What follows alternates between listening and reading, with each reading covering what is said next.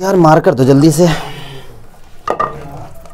बहुत बढ़िया। Exercise 12.1 class 10th intro part तो हम लोगों ने कर ही लिया था अच्छे से। तो चलो यार बुक लाओ जल्दी से।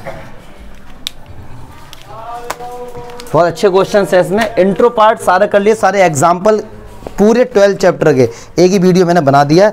पहला क्वेश्चन पढ़ते हैं, प्यार से समझ के करते हैं। हाँ, the radii of a two circles are 19 and 9 centimetre.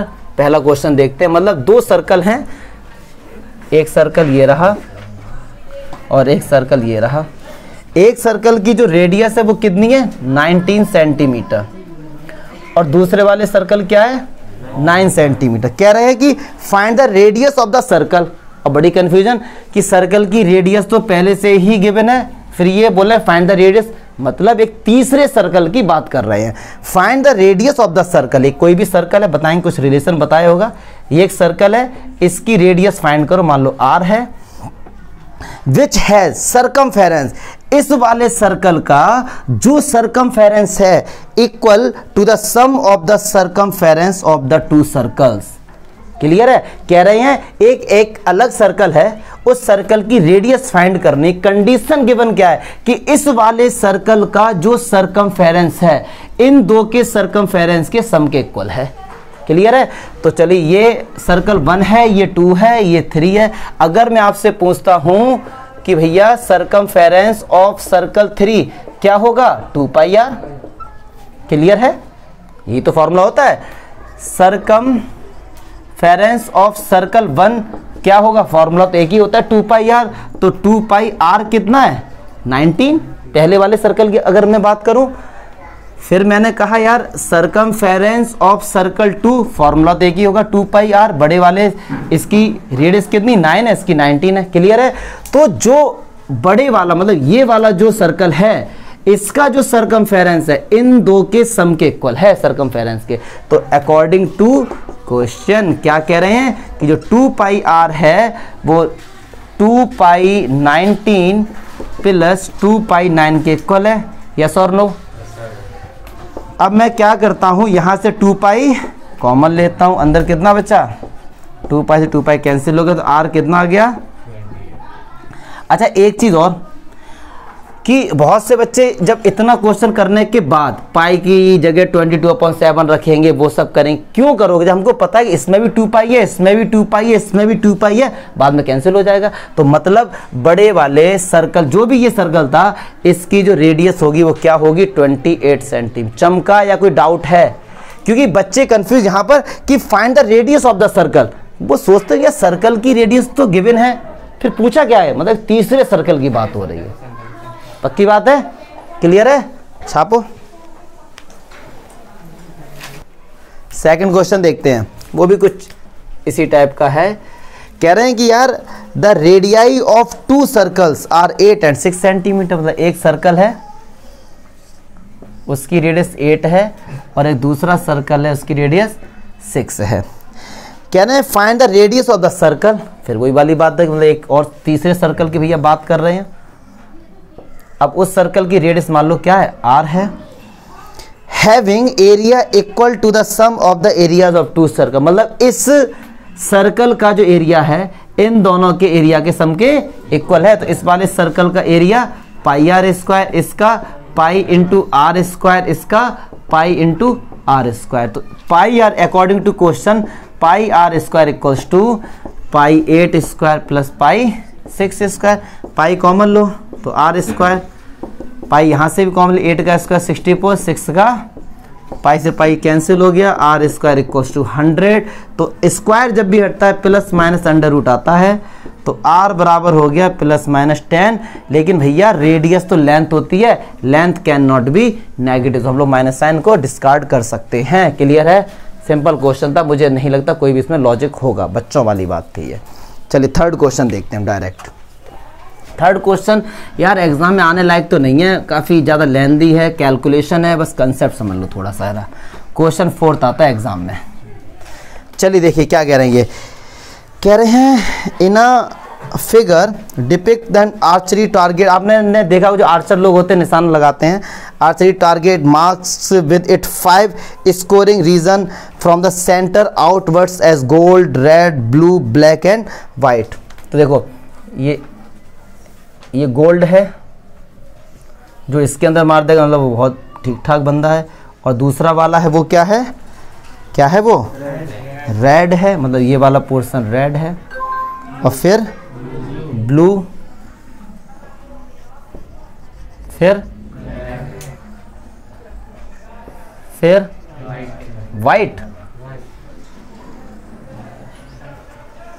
ठीक है, तो आपने अगर गोल्ड में मार दिया समझ आप बहुत अच्छे आर्चर हैं, फिर उसी हिसाब से ग्रेडिंग सिस्टम है। चलिए कह रहे हैं the diameter of the region represented gold score is 21 centimetre. मतलब जो गोल्ड है ना, गोल्ड वाला, इसका यार जो डायामीटर है वो कितना है, 21 सेंटीमीटर। तो क्या इसकी रेडियस 11.5 सेंटीमीटर हो गई? अगर पूरा 21 है, पक्की बात है, ठीक है जी। तो क्या कह रहे हैं, and each of the other 10.5, ओहो 21 है ना, तो 10.5, ठीक है जी। अब ये कह रहे हैं and the each of the other bands is 10.5 centimetre wide. मतलब बैंड्स मतलब ये विड्थ जो इसकी है कितनी है, 10.5, मतलब ये कितनी है, 10.5 सेंटीमीटर। कितनी है भैया, 10.5। कितना ये मतलब बैंड कितने सब ये 10.5 सेंटीमीटर के। क्लियर है, इस तरीके से है। तो कह रहे हैं find the area of the each of the 5 scoring region. हर किसी का एरिया बताना है आपको।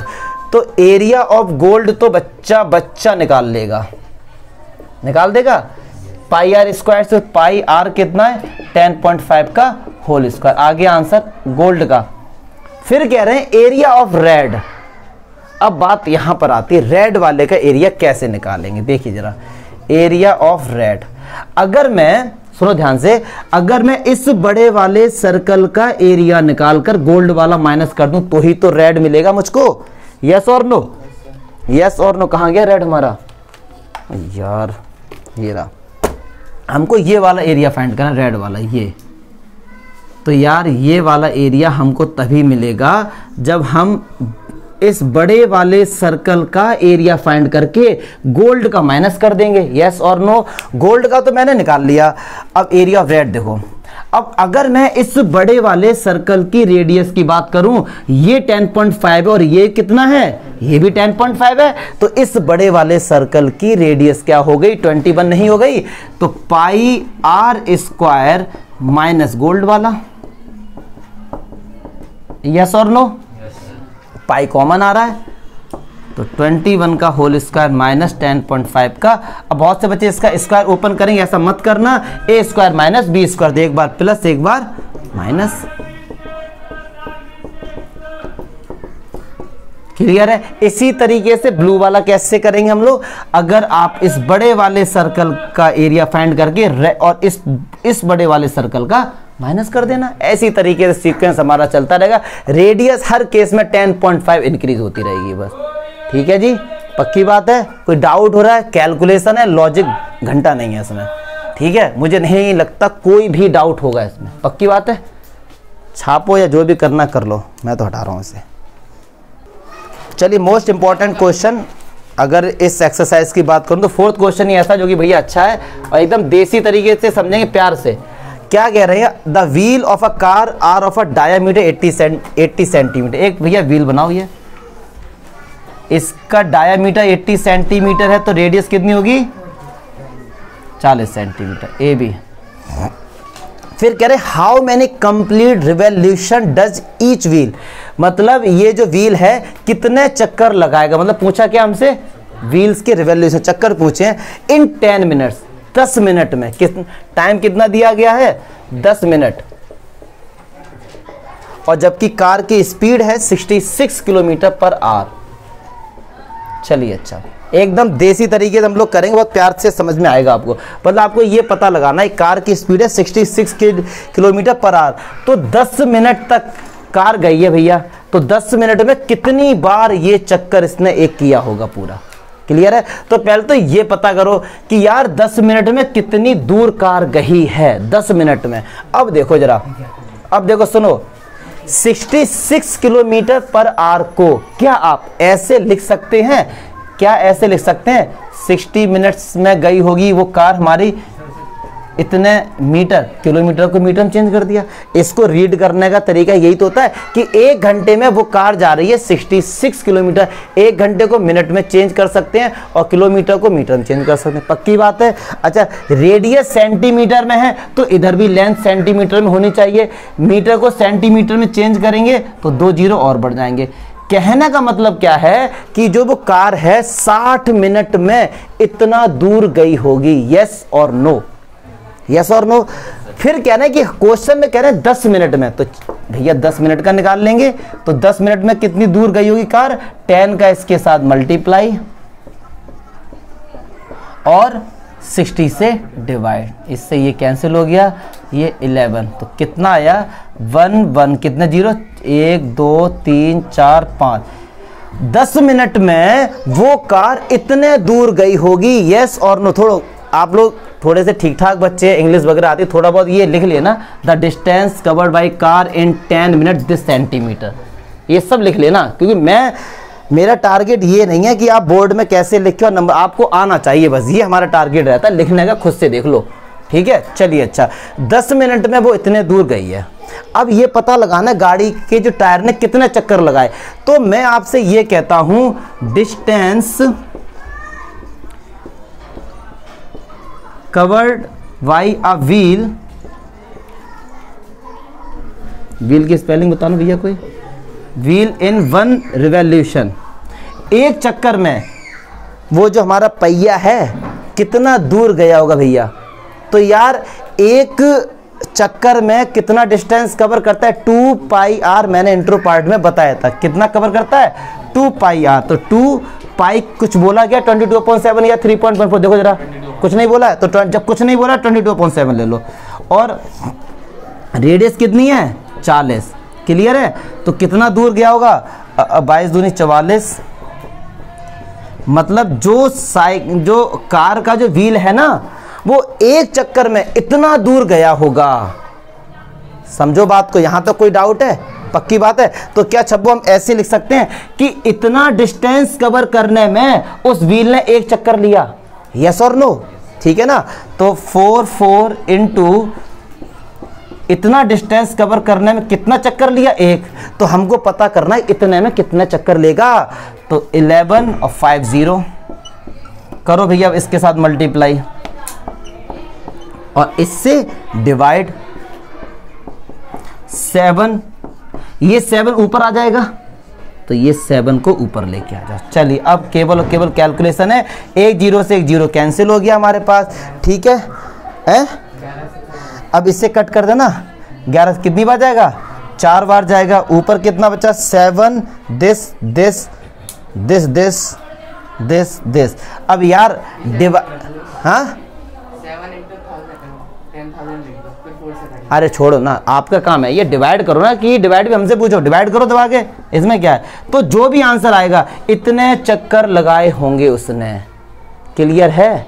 फिर से समझो मैंने क्या नॉर्मल तरीके से क्या किया। पहले तो ये पता लगाया कि 10 मिनट में कितना डिस्टेंस गया होगा, ठीक है। एक रिवॉल्यूशन में इतना डिस्टेंस कवर करता है, तो इतने में कितना कवर करेगा? क्लास 8th का क्वेश्चन है ये, 10th का तो है ही नहीं कायदे में। ये इस तरीके से हम लोगों ने कर लिया। क्या डाउट हुआ दिमाग में? क्या आ रहा है कि सर ये चीज़ थोड़ी सी पल्ले नहीं पड़ी, ये चीज़ बताओ क्या ऐसा लगा या क्यों नहीं हो पाया आप लोगों से ये? तो ये सबसे सिंपल मेथड है इसका, इस तरीके से हम लोग कर लेते हैं। क्लियर है? अब हाँ बताओ, ये बात समझ नहीं आई? देखो यार 66 किलोमीटर पर आवर को रीड करो, इसका मीनिंग क्या हुआ कि वो 1 घंटे में 66 किलोमीटर जाता है। यही तो है, यही तो होता है ना इसका। 1 घंटे को क्या 60 मिनट्स लिख सकते हैं? नहीं लिख सकते? लिख सकते हैं। 66 किलोमीटर को इतने सेंटीमीटर भी लिख सकते हैं। अब क्यों सेंटीमीटर में कन्वर्ट किया? हाँ नहीं, सेंटीमीटर क्यों? क्योंकि भैया रेडियस भी सेंटीमीटर में थी, इसलिए सेंटीमीटर में कन्वर्ट कर दिया। क्लियर है? चलिए लास्ट देखते हैं भाई। कह रहे हैं tick the correct answer in the following, justify your choice if the perimeter and the area of circle are numerically equal. मतलब कह रहे हैं एक सर्कल है, मान लो यार इस सर्कल की रेडियस मान लो r है। कह रहे हैं जो इसका पेरीमीटर है और जो इसका एरिया है वो इक्वल हैं। न्यूमेरिकली इक्वल का मीनिंग क्या है, उनकी जो वैल्यूज है, देखो इसका पेरीमीटर 2 पाई आर हो गया और एरिया क्या हो गया पाई आर, ये दोनों आपस में क्या हैं, इक्वल हैं। तो कह रहे हैं भैया रेडियस बताओ। सबसे पहले पाई से पाई हटाओ, 2r equal to are square. अब बहुत से बच्चे करते हैं आर से आर हटा देंगे, लेकिन ऐसे हम लोग नहीं करेंगे, क्योंकि आर की डिग्री कितनी है 2, तो आंसर भी 2 होंगे इसके, ठीक है ना। तो ये इस तरफ जाएगा, आर स्क्वायर माइनस का 2r equal to 0, r common लिया, r माइनस 2 इक्वल टू 0, तो r के दो आंसर आएंगे 0 और 2। अगर रेडियस 0 है तो वो सर्कल होगा ही नहीं, अगर रेडियस 0 है तो वो पॉइंट होता है।